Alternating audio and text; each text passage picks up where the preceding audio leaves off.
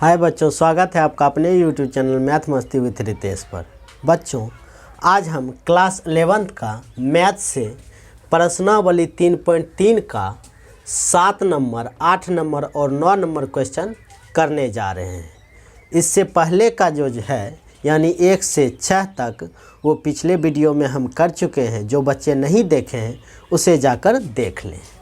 तो बच्चों, हम 7 नंबर क्वेश्चन को पहले देखने जा रहे हैं, जिसमें है कि 10 π/4 प्लस x बटे 10 π/4 माइनस x। इसको प्रूव्ड करके दिखाना है 1 + 10x बटे 1 - 10x का होल स्क्वायर। यानी ये LHS जो है इसको सॉल्व करके हमें RHS के बराबर लाना है। तो देखिए कैसे आएगा। तो यहाँ देखने से लग रहा है कि 10a + b और ये 10a - b के रूप का है। तो दोनों का फॉर्मूला हम लिख देते हैं कि 10a + b का जो फॉर्मूला होता है वो 10a + 10b बटे 1 - 10a × 10b। ये फार्मूला होता है 10a + b का। और 10a - b का फार्मूला अगर हम देखें तो इसका कुछ नहीं, यहाँ माइनस प्लस है तो माइनस कर देना है, यहाँ माइनस है तो प्लस कर देना है। यानी 10a - 10b बटे 1 + 10a × 10b, ये फार्मूला होता है।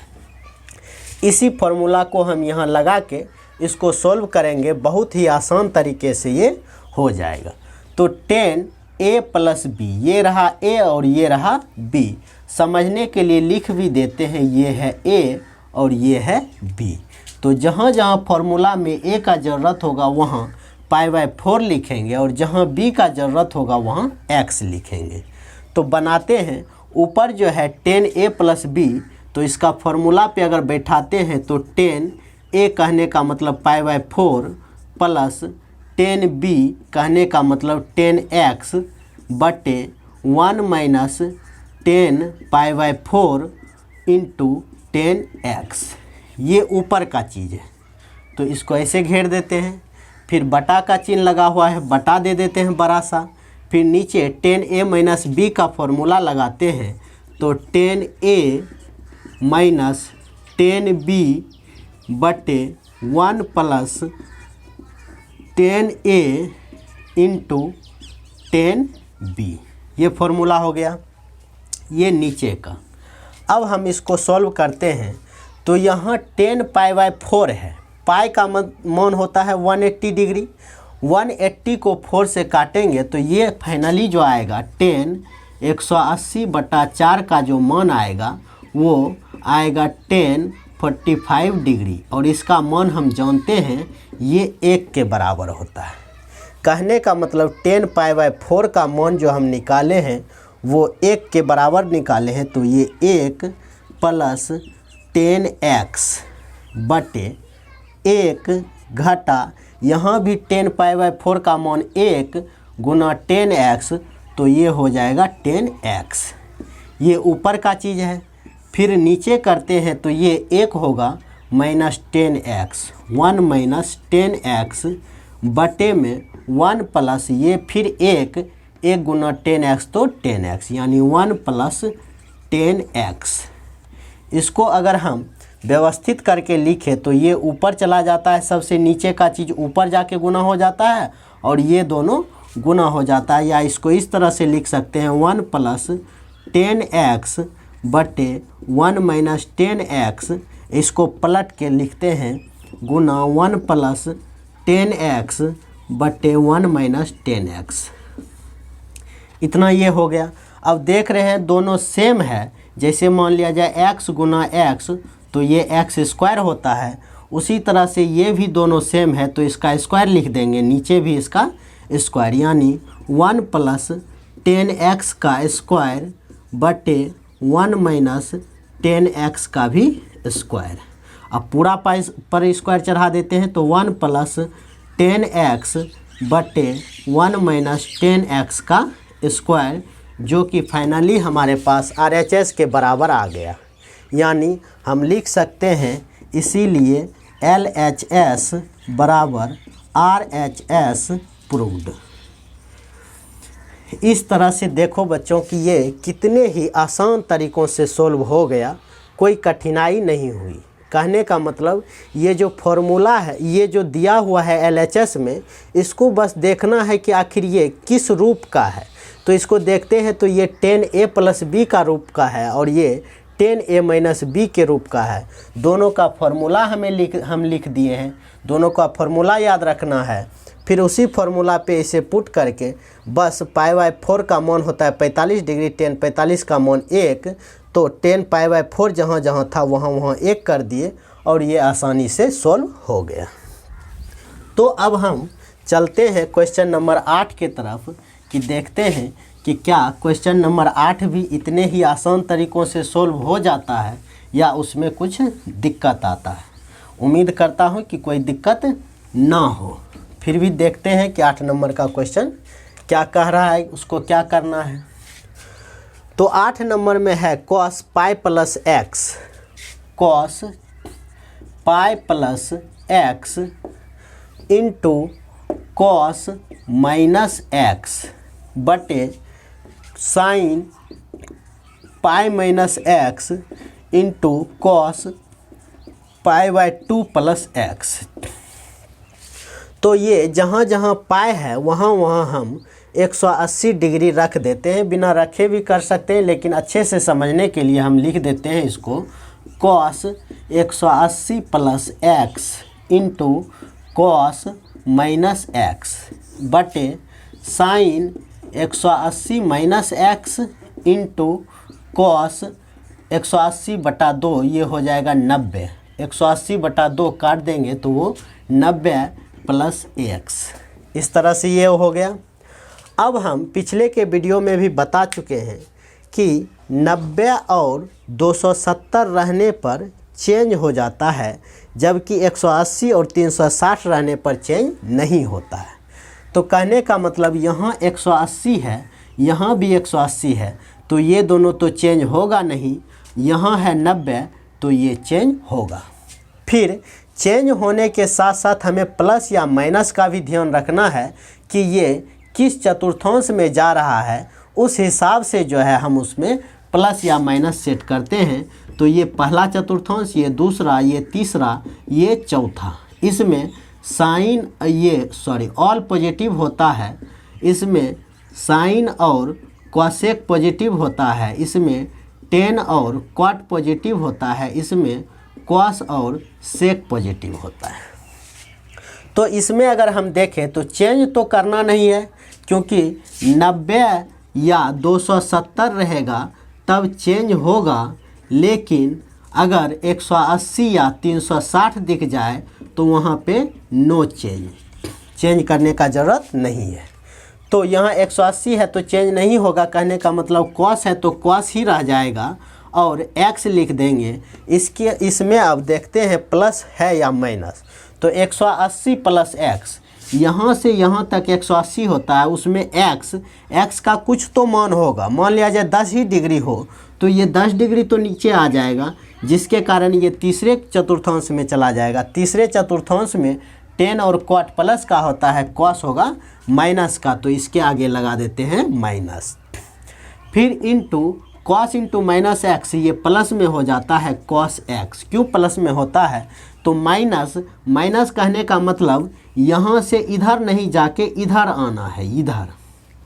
तो x का मान लिया जाए 10 डिग्री, 20 डिग्री, 30 डिग्री हो, तो इस तरह से ये इस चतुर्थांश में आएगा, चौथे में, जहाँ की कॉस प्लस का होता है, इसलिए हम कॉस प्लस में ही लिखेंगे। फिर नीचे साइन 180 माइनस एक्स है, 180 है तो नो चेंज होगा, साइन का साइन ही रह जाएगा। फिर x, और इसमें देखते हैं कि प्लस या माइनस, तो 180 माइनस एक्स, 180 यहाँ तक आता है, इसमें माइनस ही करना है कुछ। मान लिया जाए x का मान 10 डिग्री हो तो कुछ इधर ही रह जाना है, यानी दूसरे चतुर्थांश में। दूसरे चतुर्थांश में साइन प्लस का ही होता है तो प्लस ही रहेगा। फिर इंटू कॉस 90 + x, 90 है तो ये यहाँ से यहाँ तक 90 होता है, x का मान कुछ भी अगर होगा 10 डिग्री भी, तो ये दूसरे चतुर्थांश में घुस जाएगा, जहाँ की cos माइनस का होता है, यानी माइनस, यहाँ गुना का चिन्ह देते हैं, माइनस cos 90 है, 90 है तो चेंज होगा, तो cos चेंज होके हो जाएगा sin x। इस तरह से माइनस माइनस यहाँ से कैंसिल भी कर सकते हैं, तो ये हो जाएगा finally cos square x, cos x गुना cos x cos square x बटे sin x गुना sin x, तो sin स्क्वायर x। तो हम फार्मूला जानते हैं cos x बटा sin x का जो फार्मूला होता है वो cot x होता है, तो स्क्वायर दोनों पे है तो cot स्क्वायर x, जो कि फाइनली RHS के बराबर आ गया। इसीलिए हम लिख सकते हैं LHS बराबर RHS प्रूव्ड।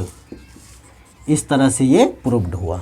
कुछ नहीं था, बस पाई का मान रखना था 180, फिर ये देखना है कि मतलब 180 है या 90 है, तो उस हिसाब से चेंज या नो चेंज कर सकते हैं।